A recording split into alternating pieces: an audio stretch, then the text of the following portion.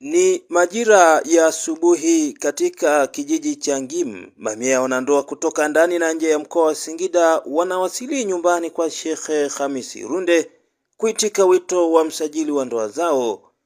Miongoni mwa wanandoa waliofika ni pamoja na wale waliofunga ndoa miaka 28 iliyopita kwa kipindi cha mwaka 1998 hadi mwaka 2026. Nimekuja hapa na wake zangu wawili na Sheikh Khamis Irunde ndio alionifundisha ndoa. Kwanza kabisa ametuunganisha kuwa ni kitu kimoja, familia moja. Nakumbukia siku yetu ya kufungisha ndoa, furaha. Tunamwombea kwa Mungu aendelee kunijalia afya, aendelee kufanya mambo mema ya Mwenyezi Mungu. Lakini kwa tukio la leo tunaona ndoa zetu kama vile zimekuwa upya, tumeunganishwa upya, ambapo tukitoka hapa tutakuwa na maisha mapya katika ndoa yetu.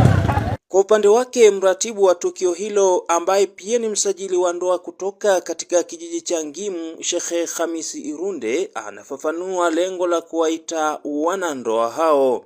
Kwenye kumbukumbu zangu nimefungisha ndoa 210, walakini zingine nimezisahau kwa sababu ni muda mrefu. Toka mwaka 1998 mpaka leo hii 2026 ni miaka 28. Nilikaa na bavu wangu huyu tukashauriana, vipi tukae mke wangu tuwajue wajukuu zetu, lakini tuwajue wanetu wanaishije huko waliko.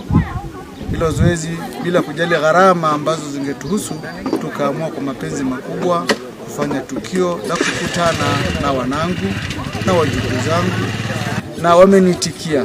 Dua nimewaombea kwa Mwenyezi Mungu Subhanahu wa Ta'ala, sababu maisha yanabadilika, hususan watoto wao waliowazaa. Yamkini haijulikani, walakini watoto wao ya Rabbi, sijajua kwa ulimwengu livyo kwamba wataishi.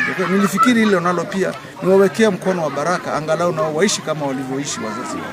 Tukio hilo limevuta hisia za wengi na kuhudhuriwa na viongozi mbalimbali wa kijamii, serikali na dini, ambao kwa pamoja wametaja kama mfano wa kuigwa katika jamii. Sheikh Irunde ametuita kuja kuimarisha undugu baina yake na ninyi na sisi ambao sasa ni rafiki zake. Lakini kwa kukutanishwa hapa ni sehemu moja ambayo wamefahamiana na kujuana kwamba ni watoto wa Sheikh Irunde. Nimefurahishwa sana na kitendo hichi. Kiongozi wetu wa imani Sheikh Irunde ametukumbusha na sisi wengine pia wakati mwingine kukutana na vijana kama hawa kufahamu maendeleo yao. Nikiripoti kutokea hapa mkoani Singida, Ramadhan Idilimu wa Mahasin TV.